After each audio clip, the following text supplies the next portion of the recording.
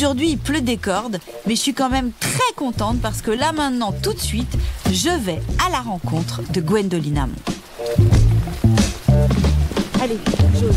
210, c'est là. C'est la petite porte rouge. Alors, comédienne au théâtre, puis au cinéma et à la télévision, Gwendoline a littéralement explosé sur France 3 il y a 8 ans dans le rôle de Cassandre, une flic au caractère bien trempé. Voilà. On fait ça? Oui. Allô? Oui, c'est nous. 5e étage gauche. Ok, merci. Elle nous attend chez elle. Vous pouvez entrer. C'est bon? Oui, merci. On prend l'ascenseur, non? Bah, 5e. Et ça me fait tout drôle, parce qu'en vrai, toutes les deux, on s'est connues il y a très longtemps. J'ai l'impression que ça fait 20 ans que j'ai pas revu Gwendoline. Vraiment. 20 ans, ouais. On était très amies, j'ai même vécu chez elle à un moment. Oh, voire même 30 ans. Je suis très émue, en fait, je crois. Alors, 5e étage. À droite ou à gauche? On sait pas. On sonne d'un côté ou de l'autre. On sait pas si on a sonné au bon endroit. On sait pas. Bonjour. Ah non, c'est pas vous. Pardon, on s'est trompé. Vous cherchez qui? Gwendoline. Elle est juste en face. Merci beaucoup. Donc, bah, on s'est trompé. Voilà. Alors, on sonne. On a sonné chez ta voisine. Ah oui. Oh, là là. ça fait 20 ans. Changé. Mais si, j'ai changé. T'as toujours autant de cheveux et autant de dents. 478 J'ai un gros sourire. Moi, je suis très émue. Non, mais en moi vrai, aussi. je suis très émue. Moi aussi. Voilà, bah, c'est un peu le boxon parce que je vais faire des travaux et que j'ai déplacé tous mes meubles. Ah bah non, mais ça nous va très bien ce boxon si tu veux. Ouais, Ah c'est ouais, très, non très mais beau, j'en ai en partout fait. quoi. Asseyez-vous, posez vos trucs. Vous voulez que je vous fasse un thé parce qu'il pleut bien comme il faut. Ouais, écoute, c'est adorable. Un thé ou un café ou un. J'ai acheté des petits trucs. Oh là là, c'est adorable. Génial là, à la Nouvelle. Tu sais que j'ai encore un t-shirt à toi, qui est un t-shirt jaune avec un dessin de ton père. Ah bon? Et tu sais quoi? Si je l'ai, je vais te le donner parce que je pense qu'il était à toi et que tu l'as pas. Et que c'est important que tu l'aies en souvenir. Bien sûr. Arrête, je vais pleurer après. Parce que déjà, oui, alors moi, j'arrête pas de pleurer. Toi, t'as pas eu ça avec la ménopause? Moi, je fais que pleurer. Si, oui. Moi, je pleure pour rien. Regarde. Oh, mais c'est le t-shirt avec André. André. Incroyable. Tu l'as pas? Mais non. Oh, mais t'avais dû ou me le prêter ou me le donner ou j'avais dormi chez toi. Il n'existe plus. Mais je sais, c'est pour ça que je te dis, si tu le veux, il te revient quand même plus à toi qu'à moi. Incroyable. Mini t-shirt, hein. Oui, mais on était très fines.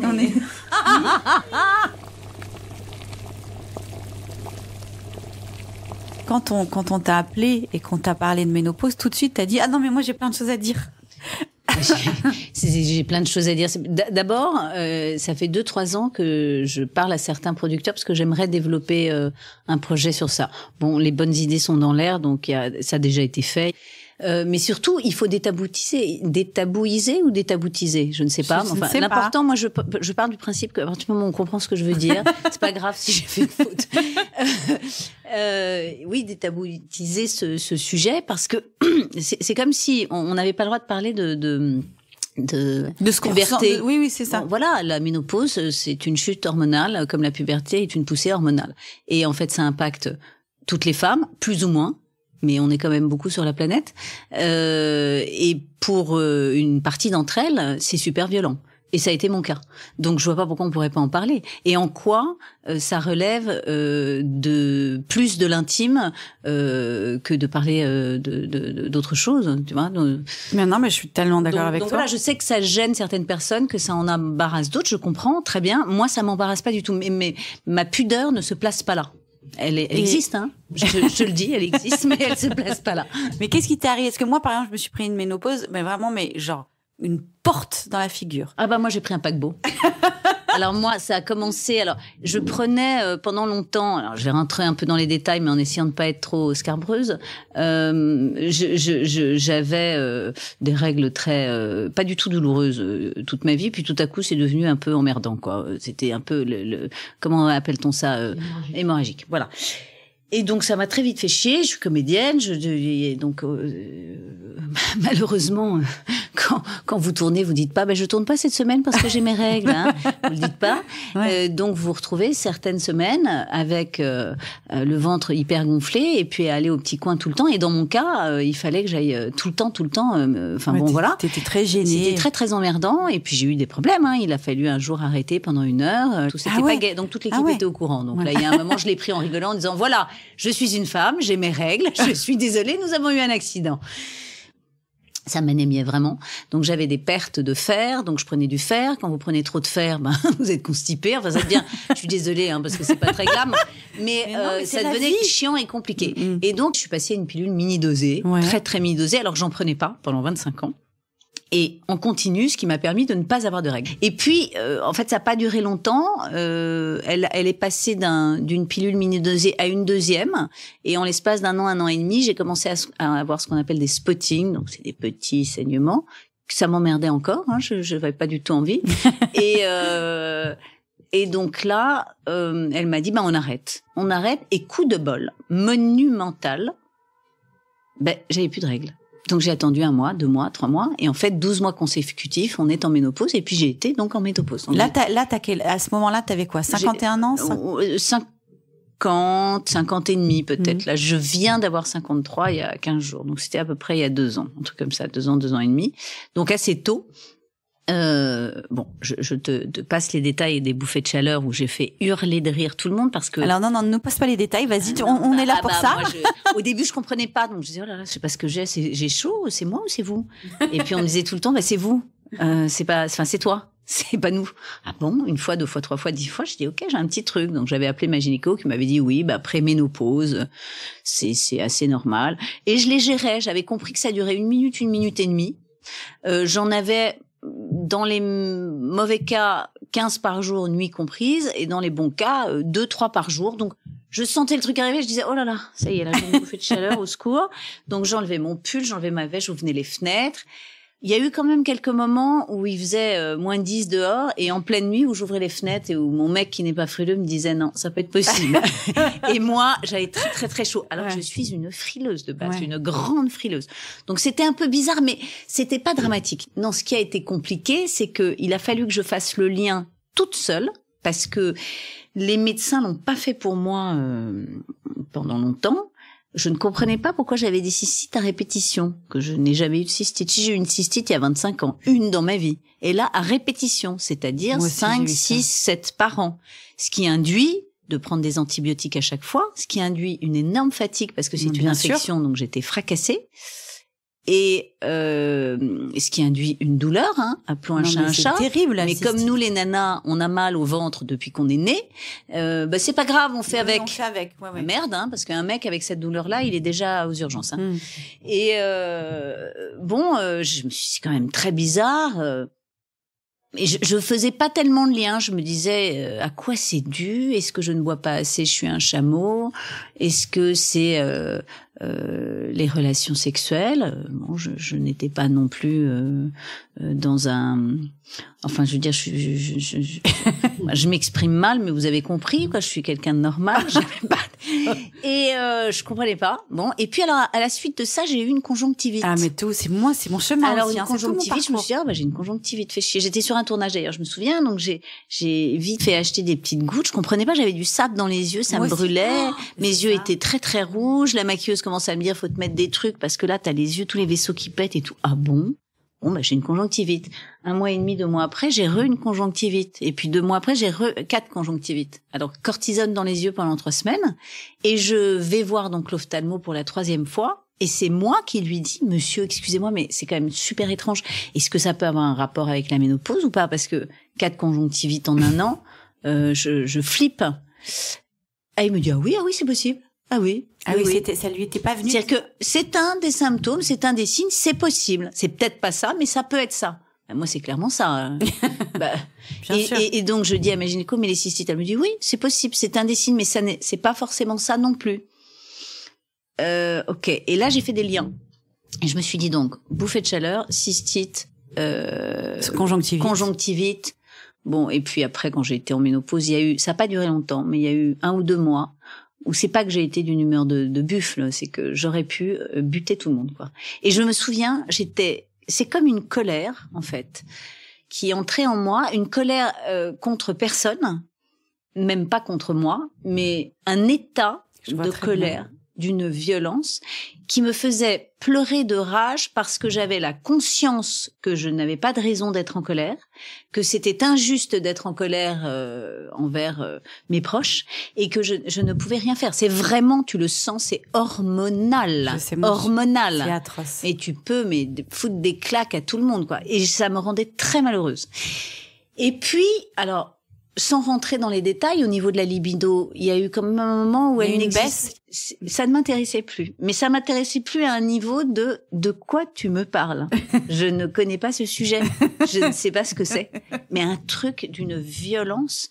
Mon corps ne répondait plus de la même façon. Du tout. Il ne répondait plus et je le connais par cœur. Mon état psychologique ne répondait plus tellement non plus.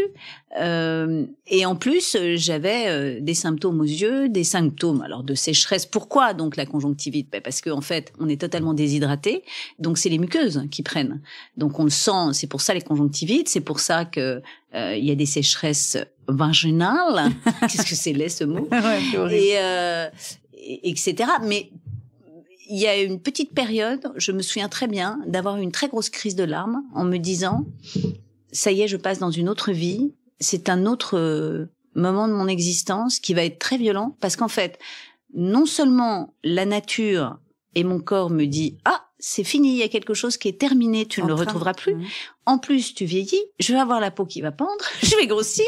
Et en plus, la société me dit que je suis vieille. » Alors j'ai dit « c'est pas possible ». Mais en fait, très vite, j'ai dit « non, c'est pas possible ».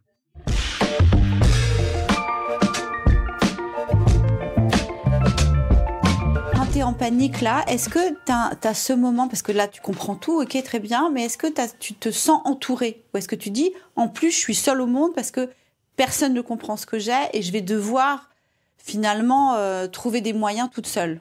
Ah non, je me sens pas du tout entourée. D'abord, j'en ai pas parlé véritablement.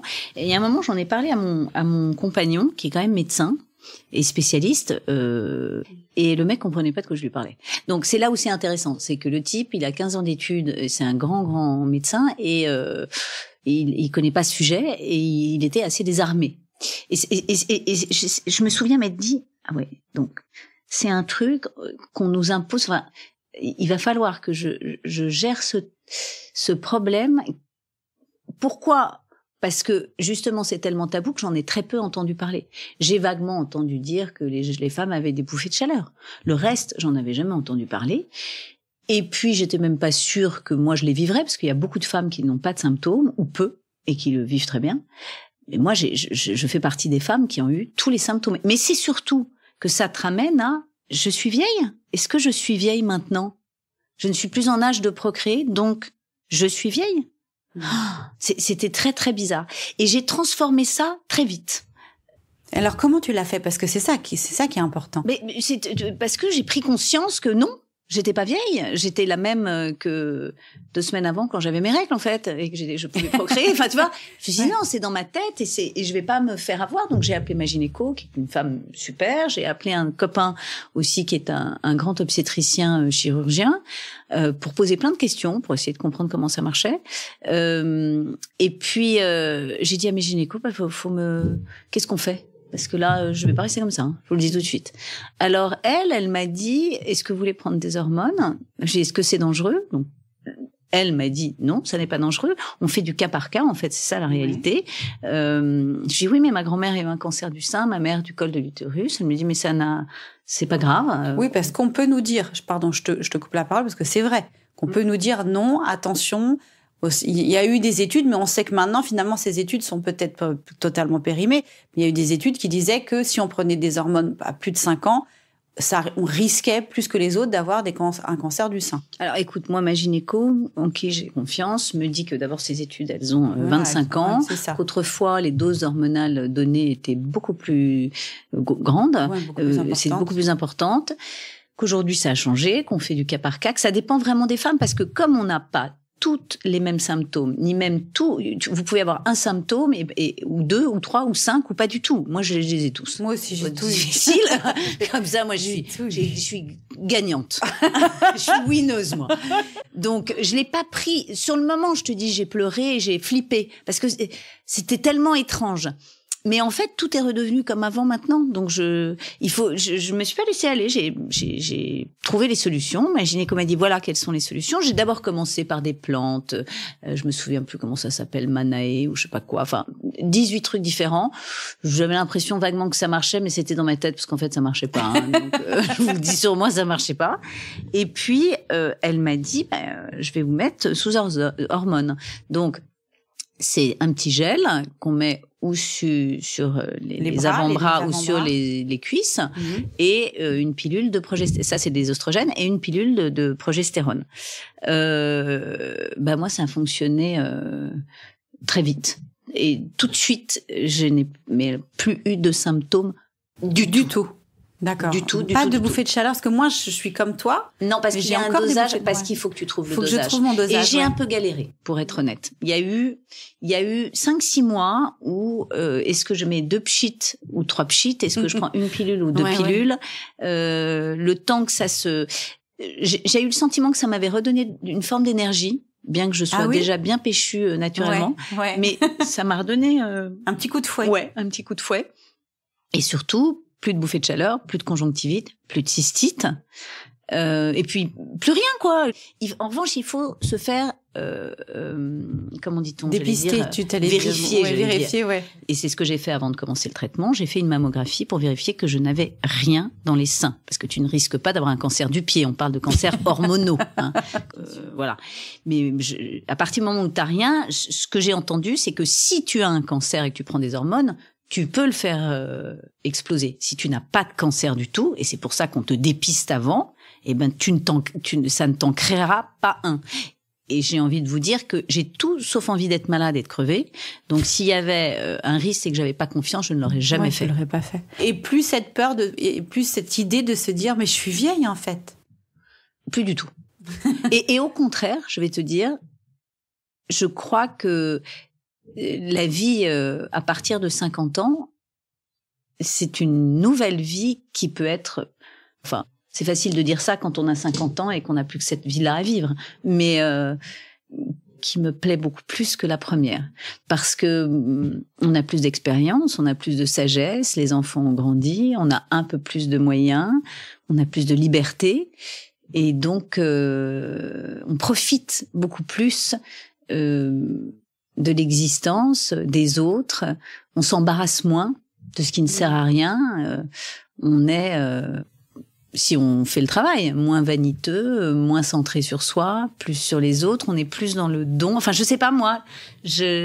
Alors, c'est lié aussi au fait que ma vie sentimentale et ma vie professionnelle marchent. Évidemment que si j'étais au fond du trou, mais je trouve au contraire que les femmes de 50 ans, vous savez qu'on est une femme sur 2 en France a plus de 50 ans. Vous savez ça. C'est pas rien. Mais je crois que on a tout à vivre, nous les femmes, à partir de 50 ans en fait. Moi par exemple, j'ai ressenti vraiment de la colère où je me suis dit mais pourquoi, si on en parlait plus, moi j'aurais été prévenue que j'allais passer par ces épreuves-là, tu vois. Et c'est pour ça que en fait ce podcast il existe finalement, pour nos enfants, pour tu vois, pour que nos petites filles ou pour que même nos fils puissent être au courant de ce que peut-être leurs femmes vont vivre, tu vois. Mais je crois qu'en fait, c'est ma gynéco qui a raison quand elle dit, écoutez, ça va très bien se passer, faut pas en faire un plat, faut pas s'inquiéter. En fait, il faut détaboutiser la ménopause pour que justement ça soit plus un sujet. Ça fait partie de la nature.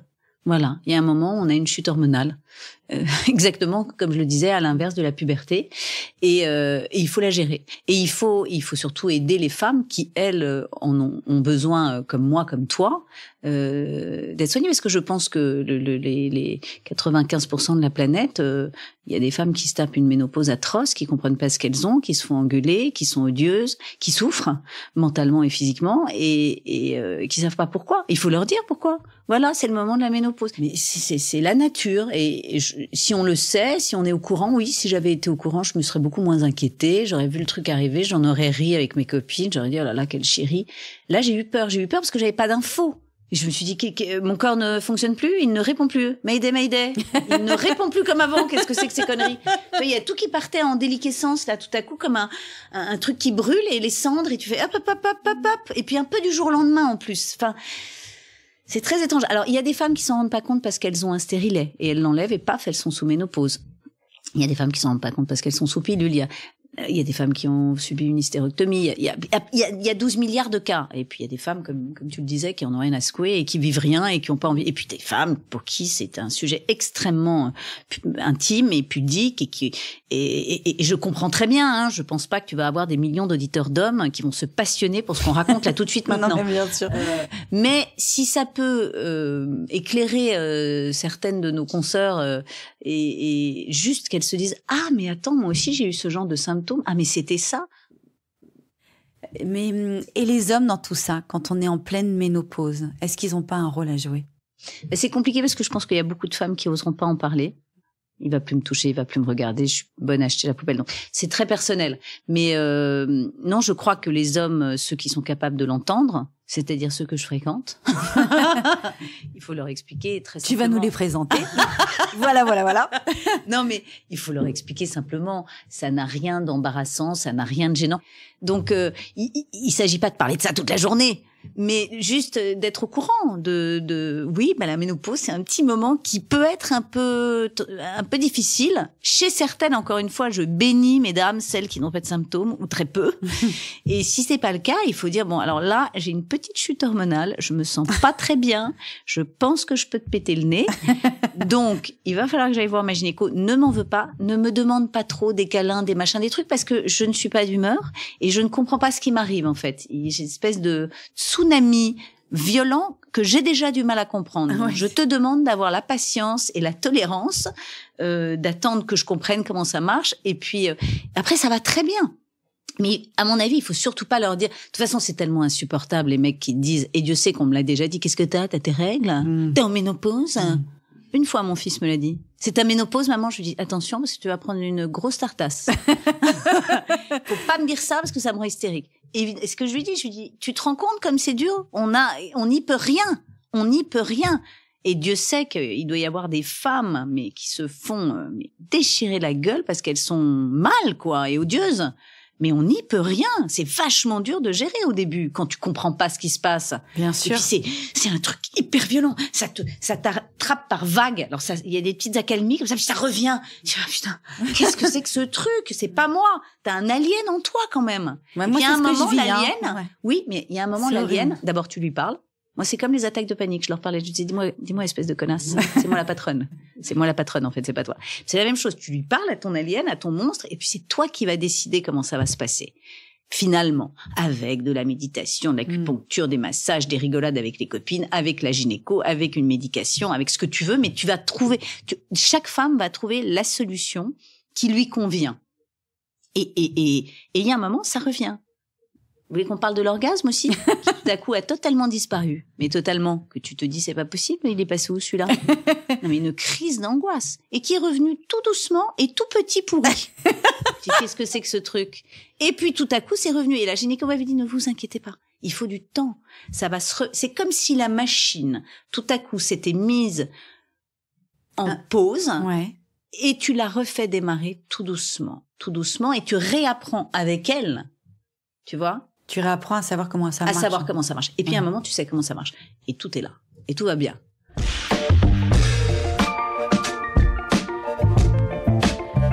Ce que j'aime chez toi, c'est que tu es très généreuse, très à l'écoute des gens. Et tu t'occupes d'une association, Imagine. Enfin, je suis marraine d'une association de ouais. patientes qui s'appelle Imagine avec un Y, parce qu'il y a une autre association qui porte le même nom pour les enfants, qui est une association de patientes de cancer gynéco. Donc, tous les cancers qu'on aime, qui sont très très glam, le cancer de la vulve, le cancer du vagin, le cancer du col de l'utérus, le cancer de l'ovaire, le cancer des lèvres, enfin tout ce qu'on aime, quoi, dont on a vachement envie de parler et que les gens ont très très envie d'écouter. Voilà. Mais c'est bien pour ça que je m'en occupe. Non, ma mère est morte d'un cancer du col de l'utérus à 58 ans parce qu'elle n'est pas allée 3 ans chez le gynéco. vraiment un cancer de négligence pour son cas. Et donc, ce que j'ai appris, parce que je vois beaucoup de médecins et de patientes, c'est qu'une majorité des cancers gynéco se déclenchent après 50 ans, c'est-à-dire au moment de la ménopause. Pourquoi ? En partie parce que la femme, à ce moment-là, dans son inconscient, elle a, entre guillemets, fait ses enfants. Elle lâche prise, quoi. Elle lâche prise. Elle a fait ses enfants, elle est moins dans la séduction, elle a peut-être moins de libido ou son couple est un peu fatigué. Elle lâche, elle s'occupe moins d'elle, elle se regarde moins. Elle pense qu'elle a pas trop à se préoccuper d'elle. Et puis aussi, parce que comme je te le disais, on a mal au ventre depuis qu'on est petite, nous les femmes. Oui, donc c'est intestinal aussi, ou c'est pelvien, mais on a mal au ventre. Donc on est habitué à la douleur, on la gère. Et donc il y a un truc, j'irai chez le médecin dans 2 semaines quand je serai revenue de mon rendez-vous machin et de mes vacances et de mon boulot et de mon dossier. Moi je suis un peu comme ça, je suis pas comme toi. Et c'est très dangereux parce que tu vois, les cancers, par exemple de l'ovaire, c'est 70% de mortalité et c'est souvent pris trop tard en stade 4. Parce que les signes sont hyper ténus, tu les sens à peine. C'est une constipation, des envies pressantes de faire pipi plus souvent, c'est des petites douleurs pelviennes, basta. Donc vas-y, quand t'es une femme, on a tous eu ces symptômes 78 000 fois pour te dire que... Donc, on essaye de dire aux femmes qu'il faut qu'elles... elles se connaissent. Et qui se connaît mieux que nous-mêmes? Il faut reconnaître les signes, sentir, avoir de l'instinct, ne pas hésiter à dire à son généraliste ou à son gynéco, je sens un truc bizarre, est-ce que je peux avoir un examen plus poussé? Est-ce que je peux avoir une écho pelvienne? Est-ce que je peux avoir une biopsie? Parce que souvent, les femmes sont soignées pour un problème intestinal dans un premier temps et elles perdent les 3 semaines, 1 mois avant qu'elles reviennent voir le médecin en disant j'ai toujours mal au ventre. Et c'est ce temps-là. Ouais, c'est un temps qui peut être fatal. Dans un cancer comme le cancer de l'ovaire. Et donc, oui, les femmes, au contraire, je crois, à partir de 50 ans, doivent continuer de plus belle à s'occuper d'elles.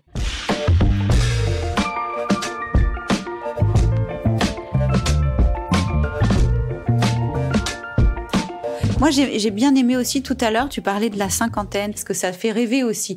Tu vois, nous, quand on arrive à la 50 ans, il y a beaucoup de femmes qui se disent, ça y est, c'est la fin. Et toi, au contraire, tu dis non. Et justement, dans ta vie professionnelle, par exemple, est-ce que ça te permet d'accéder à certains rôles que t'avais pas, ou est-ce que tu trouves que c'est difficile dans ton métier d'avoir ton âge? Non, moi, personnellement, là, tout de suite, aujourd'hui, je peux pas dire que je fais pas partie des femmes qui peuvent s'en plaindre, même si je sais que c'est un vrai problème, parce que je travaille beaucoup et alors, c'est peut-être lié au succès aussi, mais ça m'a donné des ailes. C'est-à-dire que je suis vraiment plus heureuse, plus épanouie, mieux dans mes pompes et dans ma tête qu'il y a 15 ans. Et c'est un mélange de tout. Mais je crois qu'on a autant d'énergie à 50 qu'à 30, avec en plus l'expérience, je le disais, une forme de sagesse, une envie de partager, de donner. Enfin, moi, c'est un privilège ce que je vis, c'est un cadeau en vrai pour une comédienne, parce que c'est peut-être la dernière fois que j'ai un rôle. Tu vois, ça fait 8 ans maintenant. Peut-être qu'elle va durer 10 ans, 12 ans, cette série. C'est m'en souviendrai toute ma vie. Et je le prends, je suis vraiment dans la gratitude. Je le prends comme un cadeau. Tu parles de Cassandre? Oui, je suis dans la gratitude parce que ça m'apporte d'autres choses. Moi, je l'aime beaucoup, Cassandre. Mais il y a plein de gens, c'est marrant, beaucoup de gens qui l'aiment beaucoup et de milieux très différents et d'âges très différents. Je le vois parce que les gens viennent me voir et je suis toujours très surprise. J'ai l'impression que c'est ma grand-mère qui leur a dit « Allez voir ma petite fille, là !» J'étais quelqu'un qui avait vachement besoin d'être aimé et j'étais très blessée qu'on ne m'aime pas dans ma vie privée, amicale ou professionnelle. Et maintenant, je te dirais pas que je m'en fous parce que ça serait malhonnête, mais je m'en fous un peu quand même. Il y a une part de moi qui me dit, j'ai compris qu'on ne pouvait pas être aimé de tout le monde, que la critique faisait partie du métier que j'ai choisi. À partir du moment où t'es exposé, t'es critiquable. Donc je m'efforce de pas trop écouter. Quand je lis, rarement, je dois le dire, mais quand même, des trucs pas sympas sur des commentaires sur Instagram sur moi, je réponds généralement. Et après, s'ils sont trop méchants, je les bloque. Je leur dis au revoir. Puis c'est pas très grave. Non, l'essentiel est de trouver un équilibre dans ta vie privée, je crois, pour pouvoir faire ton métier avec le plus de bien-être possible. Parce que c'est des métiers où tu cherches toujours, malgré tout, à séduire, à plaire, à exister, et c'est très, très, très, très, très fragile. Demain, donc, ça si peut t'es s'arrêter. remplie en vrai dans ta vie privée, tu te sens plus forte dans ta vie professionnelle. Demain, si tout s'arrêtait, je serais pas bien, mais je crois que je saurais rebondir, vraiment, et faire autre chose. Tu nous as dit beaucoup de choses, mais est-ce que quand même, il y a un petit truc que tu n'aurais pas dit et que tu as envie de dire? Sur la ménopause? Non, en général, enfin sur la ménopause, oui, mais ou dans la vie, ou est-ce que tu as envie de dire quelque chose là? Oui. Je voudrais que nous ayons tous et toutes plus de nuances. Voilà, plus de nuances, quel que soit le sujet. Que nous prenions le temps de nous écouter, de nous comprendre, d'être convaincus sur un sujet sur lequel on était persuadé qu'on ne le serait pas, de savoir qu'on peut changer et que quoi qu'il se passe, on apprend jusqu'à la fin de sa vie. Et c'est en apprenant qu'on s'assagit et qu'on est heureux, quoi. Eh ben, dis donc, j'espère que ça sortira pas dans les journaux. C'est comme que j'ai dit. Non, mais Gwendoline, merci beaucoup. C'était tellement adorable de tout partager comme ça. Tu sais que c'est très important. Vraiment. Ouais, je crois que c'est important. Enfin, en tout cas, ça l'est pour moi, ça l'est pour toi. Mais il y a des solutions. Et si vous pouvez pas prendre d'hormones, il y a d'autres solutions. On peut aussi, je pense, faire de l'acupuncture qui marche très bien. Ouais. On en a parlé avec Azou. On peut faire de la méditation. Il y a des vraies solutions. Il faut surtout pas rester avec ces symptômes-là qui certaines fois sont tellement violents que ça peut te rendre dépressif, quoi. Je crois. Hein. C'était formidable de t'avoir et de t'écouter et que tu acceptes de nous recevoir. Merci. Non, mais je vous en prie. Mais je vous en prie. Merci les filles d'être venues et j'espère que j'ai pas dit trop de conneries, qu'on ne leur sortira pas dans 25 ans en disant vous avez dit que ah bon. Dans 25 ans, il y a des filles qui diront j'ai écouté, ou ma mère a écouté, ou ma sœur a écouté un podcast où Gwendoline Amon a parlé de la ménopause et ça m'a servi. C'est ça qui se tira dans 25 ans. Peut-être que c'est le rôle de ceux qui ont une estrade, même toute petite, de partager leur expérience, pas de donner forcément leur avis, mais de partager leur expérience pour aider, oui, bien sûr. Tu verras. Allez, bon, merci beaucoup. Rentrez bien les filles. Bisous beaucoup. Attention Bisous beaucoup. Bisous beaucoup. Et je te dis, tant qu'on comprend ce que ça veut dire, c'est chouette. Merci beaucoup. Hein. Merci beaucoup pour ta générosité. Merci. C'était super. C'est vrai, c'était super. Je suis contente d'avoir osé. Franchement, c'est ça qu'il faut faire dans la vie. Oser. Alors après cette conversation foisonnante, évidemment, des milliers de questions tournaient dans ma tête. Pourquoi a-t-on autant de sauts d'humeur? Pourquoi cette impression que tout se détraque? Que penser de la prise d'hormones? D'où vient ce mal-être? Et je peux vous assurer que je sais de quoi je parle. Pour avoir des pistes de réflexion et comprendre un peu mieux à quoi sont dus tous ces chamboulements, j'ai passé un petit coup de fil à Béatrice Levinson, une naturopathe que j'aime beaucoup.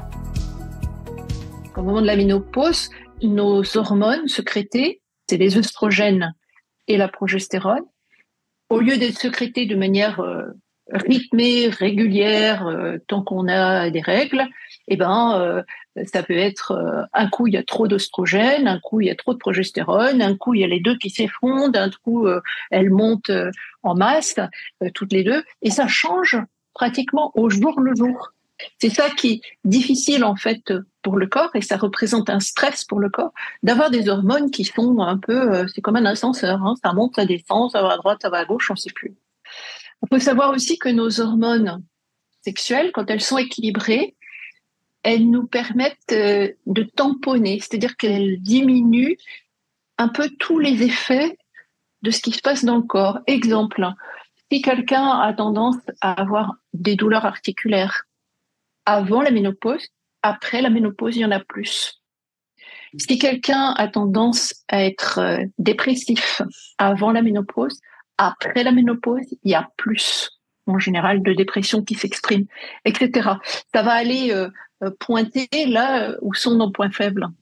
Pourquoi ? Parce que les hormones en équilibre, elles nous servent vraiment de tampons, d'amortisseurs, d'anti-choc. Elles diminuent tous les effets de ce qui peut se passer dans le corps, que ce soit l'inflammation ou d'autres déséquilibres. Alors moi, j'aimerais bien savoir une chose quand même, ces fameuses sautes d'humeur, ces accès de colère ou de tristesse qu'on n'arrive pas à contrôler, à quoi c'est dû ? Il faut bien savoir aussi que les hormones ont un effet direct sur le cerveau. C'est aussi pour ça qu'il y a pas mal de changements d'humeur au moment de la ménopause. On est plus sensible, plus fragilisé, que ce soit positif ou négatif. Il y a plein de femmes qui me disent Je regarde un film où je vois un petit chiot perdu à la télé et puis pof, je me mets à pleurer, quoi. Ou alors, je vais me mettre en colère très facilement. J'ai beaucoup moins de patience avec mes enfants ou avec mon mari qu'avant. On est plus à fleur de peau parce que ces hormones ont un effet sur le cerveau.